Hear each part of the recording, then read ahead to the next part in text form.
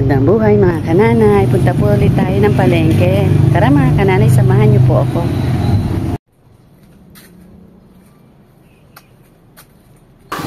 Naglakad-lakad na nga ako mga kananay para pumili ng mga gagamitin kong sangkap. Dahil sa araw na to, magluluto po ako ng bunga ng malunggay sa kamatis. Dahil nga po meron po nagbigay sa atin ng malunggay mga kananay. At bagong pitas nga po siya mga kananay. Kaya naisipan ko na pong iluto sa kamatis.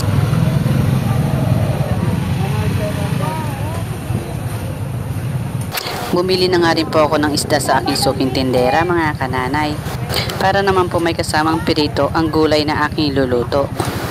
At nang mabili ko na nga po ang lahat ng mga sangkap mga kananay, naglakad na po akong pauwi. Nadaanan ko nga po ang isang parade float na gagamitin para sa Foundation Day ng mga bata dito sa CIT, na kung saan dito nag-aral ang aking mga anak mga kananay. Ang ganda nga ng pagkakaayos mga kananay. Gustuin ko man pong manood ng parada mga kananay. Medyo tatanghaliin na po tayo. At kailangan pa po nating magluto para sa pananghalian. Yun na nga mga kananay, nagpatuloy na ako sa paglalakad.